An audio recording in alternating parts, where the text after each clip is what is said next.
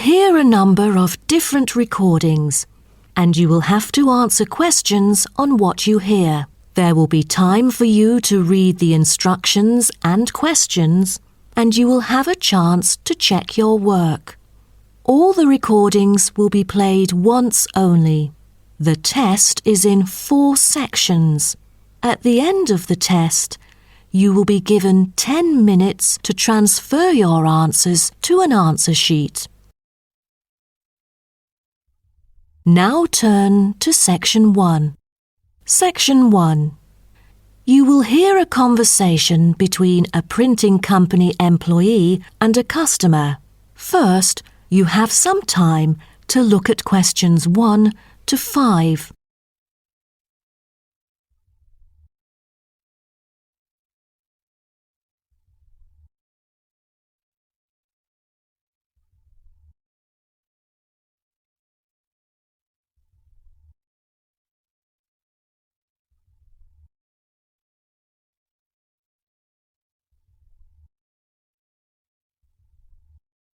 You will see that there is an example which has been done for you.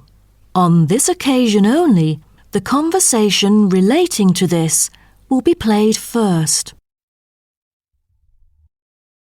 Good afternoon. Welcome to Matrix Printing. I'm John Smith. How can I help you? Good afternoon. I'm here to reprint a brochure for our hotel. There are some pages that need revising. The customer says the brochure sample needs revising. So, brochure has been written in the space. Now we shall begin. You should answer the questions as you listen, because you will not hear the recording a second time. Listen carefully and answer questions 1 to 5. Good afternoon. Welcome to Matrix Printing. I'm John Smith. How can I help you? Good afternoon. I'm here to reprint a brochure for our hotel. There are some pages that need revising. Sure. How may I address you? Oh, I'm Mary Jane from Central Hotel Chains. Nice to meet you. I've got samples of the previous version. I assume it is your company's advertising brochure. Yes. What exactly is the problem? Well, it was printed the year before, so some of the information is already out of date. There are also a couple of problems with the layout. Firstly, the letters of the address on the front page are far too small. It's hard to see when glancing at the cover. How big do you need it to be? Increase the letters by 3 font sizes. Just a minute. Let me take notes of your requirements. Okay, what else needs changing? The information regarding the pool should be deleted because it is currently under renovation and is not available. So, all of the relevant descriptions on page 2 should be removed? What do we replace it with? We can't just leave the whole page blank.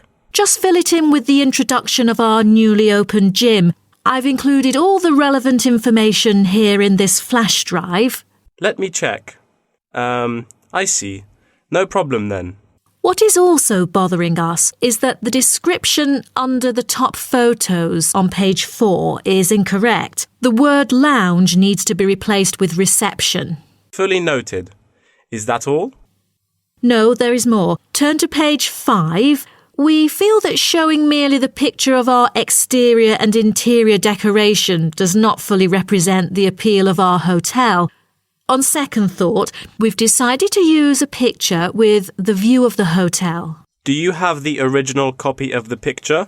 Yes, it is also enclosed in the flash drive. Okay, we'll re-edit the whole layout of the photos. Great. Before you hear the rest of the conversation, you have some time to look at questions 6 to 10.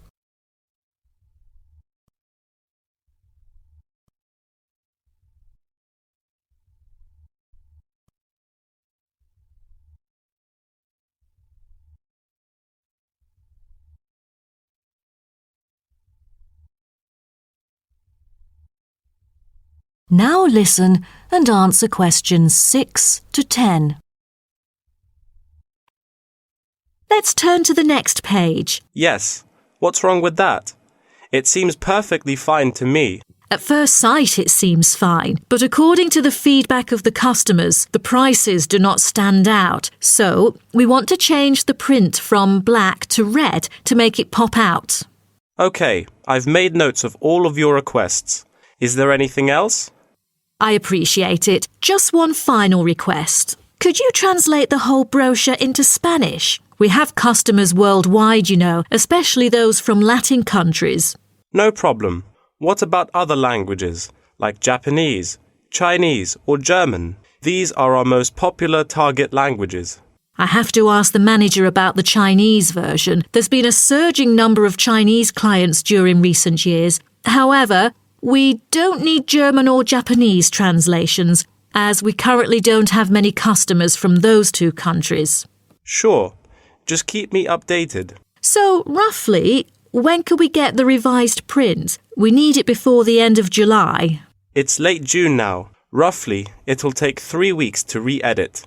So it will definitely be ready before the deadline. Great. To where shall we send the samples? The address is number 9 Green Drive, Clifton, NY 21300. How do you spell Clifton? CLIFFTON, Clifton. And the telephone number? It's 9030366602. Also, if you have any further questions, you can reach me through this number. Okay. That is the end of section 1. You now have half a minute to check your answers.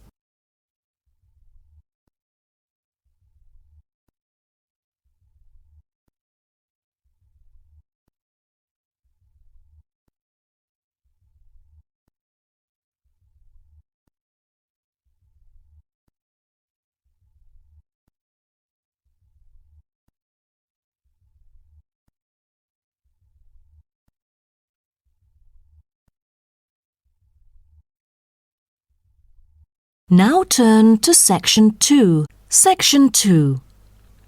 You will hear a guide talking to a group of visitors about a national park. First, you have some time to look at questions 11 to 16.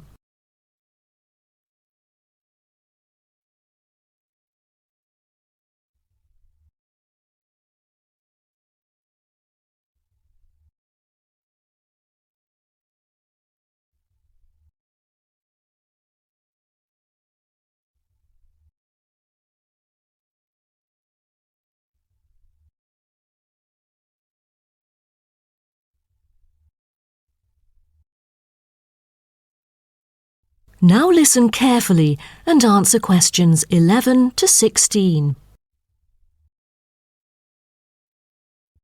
Welcome to Byron National Park. I am Jim Carson, your tour guide for the trip. First, I'd like to give you some basic information about the park. Covering 7,000 acres of land and spanning across 3 states, Byron National Park was established to protect the area's most spectacular scenic values. With unique geological features, natural history, and native plant and animal life, it is an ideal destination for recreation as well as research purposes. The park has a breathtaking waterfall connecting the longest river in the country, but it is most renowned for having the largest subtropical rainforest worldwide. There are many layers of tall, medium, and low vegetation growing with seasonal variations in the park. It is a place where the air seems green. Ardent hikers can find an awesome array of options here. Apart from the dense green rainforest, tourists can also hike along the mountain trail. Despite the stunning view, taking photos is not advised on the way up, I'm afraid, as one might get distracted and the narrow trail by the sheer cliff is quite dangerous. When you reach the top of the mountain, there is nothing better than having a picnic under the trees with your family. Accompanied mostly by wildlife, walkers as well as cyclists may find the bush track a good choice for having a tranquil time to themselves. As your tour guide, I suggest that only expert hikers take the creek circuit, because its beautiful and inspiring scenery through the subtropical jungle is paralleled by its physical challenges. A list of transport is available within the park. Bicycles are a popular choice, as it is the most flexible way to get around. Electric trams are temporarily closed for maintenance. Boat trips down the river are an ideal way to spend a tranquil afternoon. Rest assured that transport within the park is covered in the bill. Extreme sports is another highlight of the park. There are, for adventurous grown-ups, especially those who are comfortable with having a racing heart, scary as it may sound, it is actually safe to participate in extreme sports under strict instructions and close supervision. Abseiling is available regardless of the weather. It is a fun way to overcome fear of heights, gain new skills, and get an adrenaline rush. Bungee jumping and paragliding are also available, except for during the summer. At this point, you might worry about meals here. Well, even though there is only one restaurant in the park at the moment, the variety of dishes is astonishing. There are 2 meals included in the price. Just get your meal ticket at the reception before dining. Also, there is no need to make reservations or worry about availability, since there are plenty of tables. Before you hear the rest of the talk, you have some time to look at questions 17 to 20.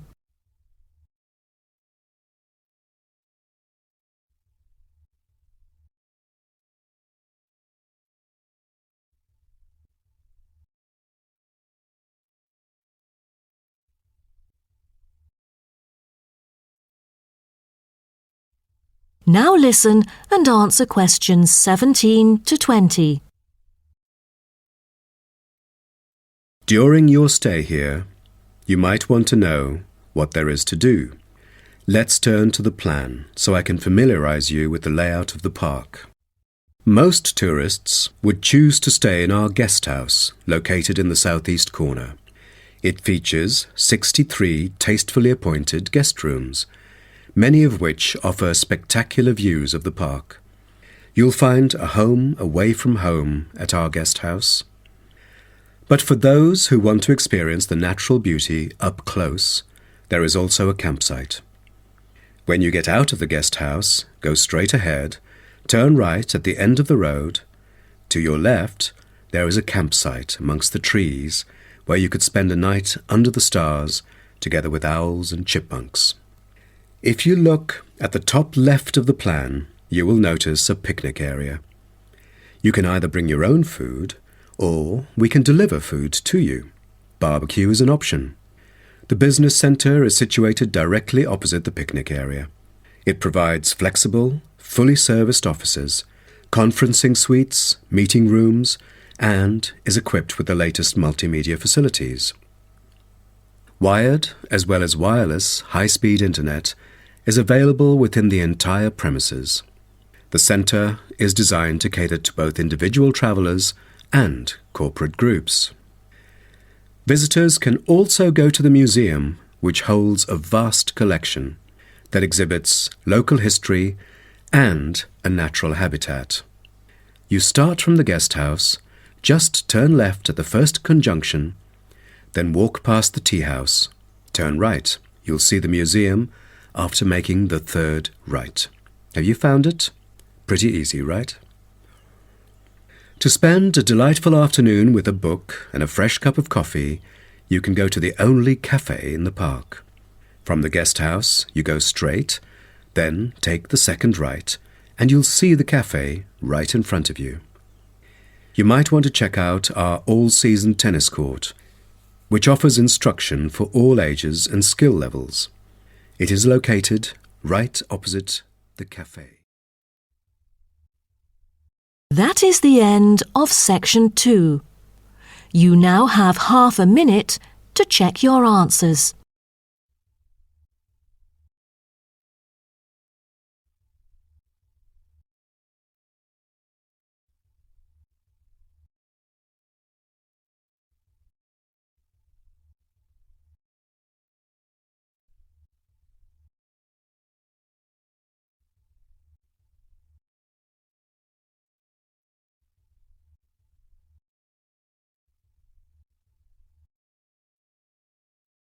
Now turn to Section 3. Section 3. You will hear two students called Helen and Paul talking to their tutor about a nursing course. First, you have some time to look at questions 21 to 24.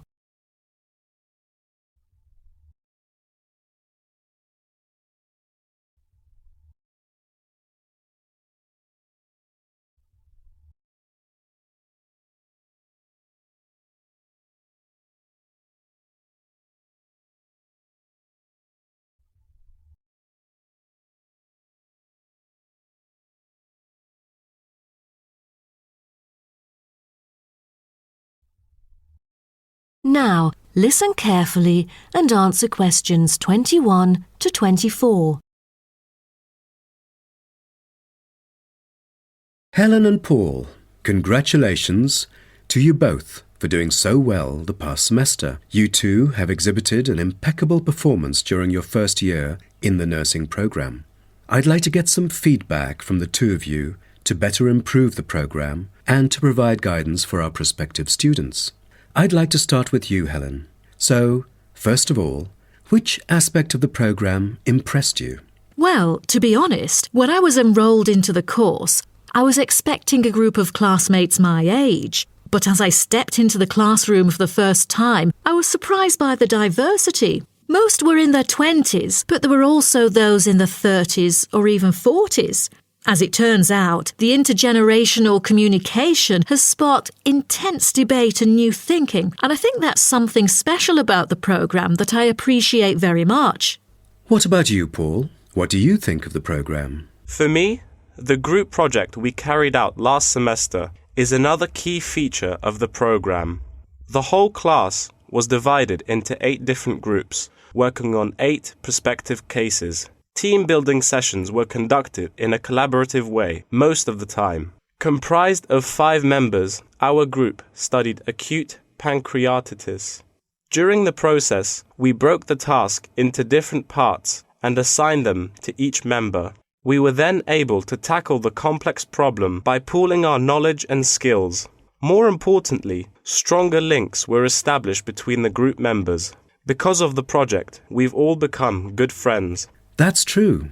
According to graduates, group projects prepare them for the work world in which teamwork and collaboration are increasingly the norm. So tell me, Paul, what else do you like about the program? I want to be a registered nurse working in a public hospital after graduation. So the internship provided is a valuable opportunity for clinical practice in a supportive learning atmosphere. However, I was amazed by the amount of written assignments since I thought the course should have focused more on practice-oriented learning. Well, I have to disagree with you, Paul. The essays demonstrate your understanding of the course.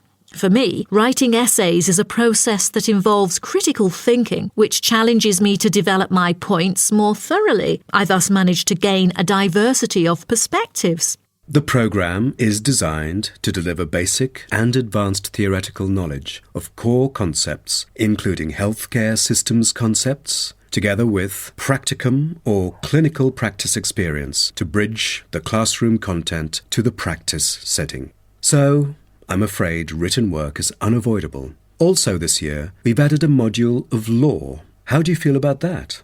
At first, we felt that learning law is kind of redundant and too time-consuming. After a few sessions, we realised that it is necessary in dealing with future medical disputes. Before you hear the rest of the talk, you have some time to look at questions 25 to 30.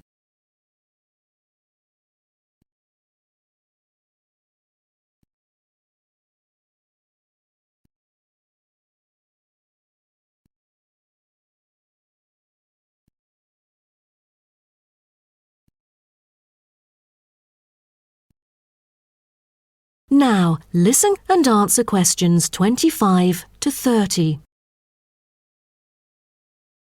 Do you have any suggestions for prospective students? What bothers me most is handing in essays on time. I almost missed the deadline once because there were 3 essays due within the same week. So rationalizing your time is critical. Well, that's true. The lectures deliver so much useful information. I have poor memory, so I kept making notes and revisiting them on a regular basis.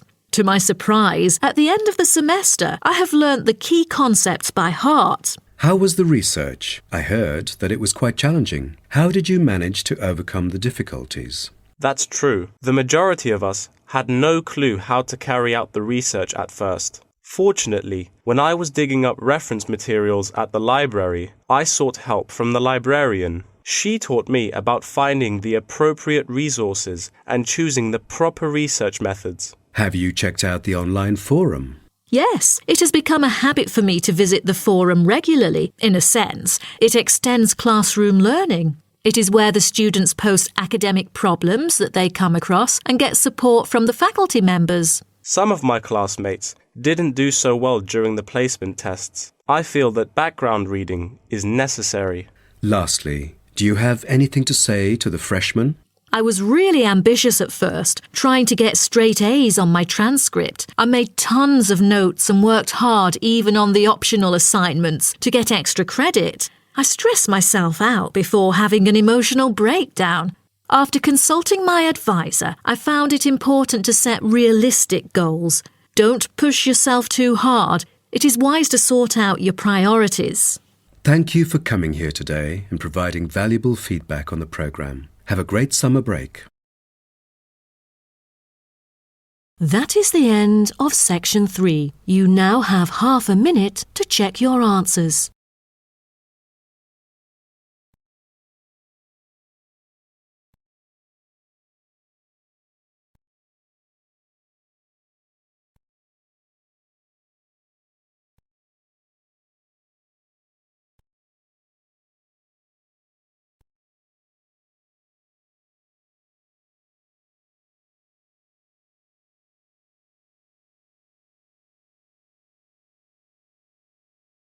Now turn to section 4. Section 4.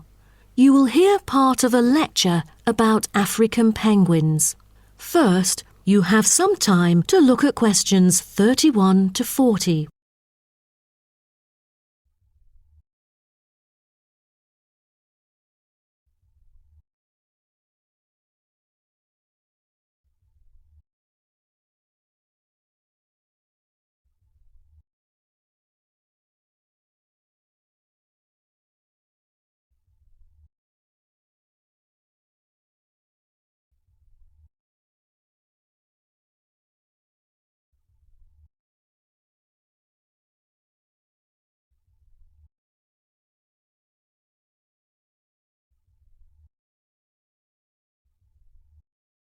Now, listen carefully and answer questions 31 to 40.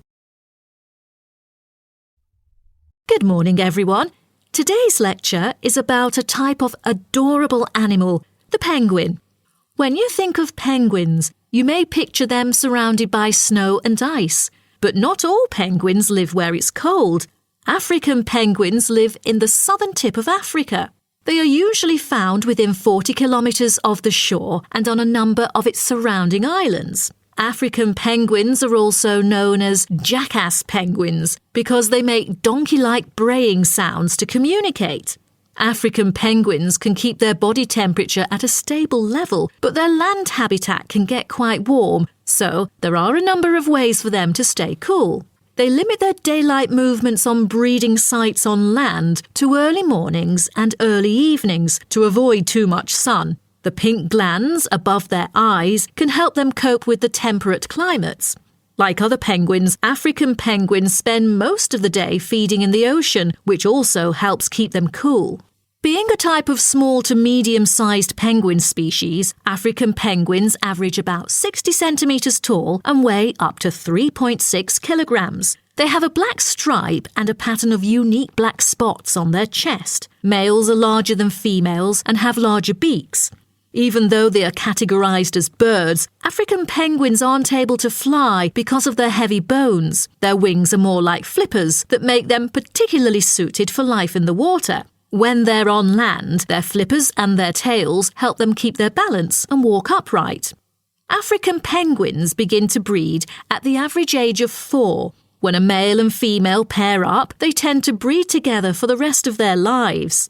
Most other penguins nest and lay their eggs out in the open, but African penguins have a different approach. They dig holes under bushes out of their own excrement, called guano, so they are sheltered from the sun and predators. The African penguins survive on a diet that is comprised mainly of marine organisms. They feed primarily on fish like sardines, along with the occasional squid and shellfish. But when normal food is in short supply, they eat tree roots as well. The streamlined body of the African penguin allows it to move through the water like a rocket, capable of reaching a speed of around 20 kilometers per hour when hunting for food.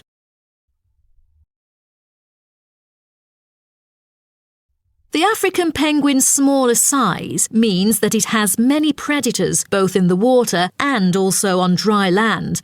Their natural predators at sea include seals and sharks. The biggest threat to them on land is not just towards the adult penguins. The penguin chicks are sometimes taken by seagulls into the air and dropped from above. The seagulls could thus feed on them. At risk from predators, young penguins are protected for about 40 days after hatching by both parents. They will leave the colony when they are between 3 to 5 months old and will return a few years later. The entire surface of their body is densely covered with feathers, which fall off during the winter. This process is called molting and takes about 3 weeks to complete. During that time, they are unable to forage. Therefore, prior to this, African penguins spend about 5 weeks laying down fat deposits. They generally live between 10 to 15 years. However, many do not reach their full lifespan. Their population has drastically declined. Approximately 120,000 African penguins remain in the wild, and their population has decreased by 90% in the past 60 years. They are considered to be vulnerable and have been listed as being endangered. 2 major factors have contributed to their decline. They are struggling for nesting space due to human disruption and competing for food due to overfishing and pollution. With the limited number of breeding pairs, survivorship becomes difficult for African penguins. This makes them especially vulnerable as environmental conditions change or an outbreak of a disease occurs. For instance, avian malaria has caused 27% of the captive breeding penguins' deaths annually. The more genetic diversity there is within a species, the higher the likelihood that at least some of the individuals will adapt and survive. That is the end of section 4. You now have half a minute to check your answers.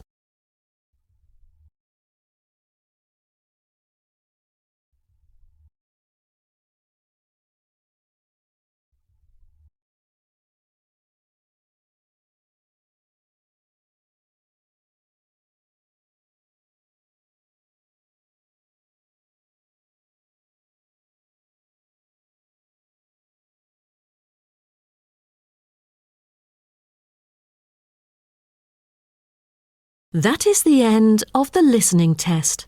In the Ielts test, you will now have 10 minutes to transfer your answers to an answer sheet.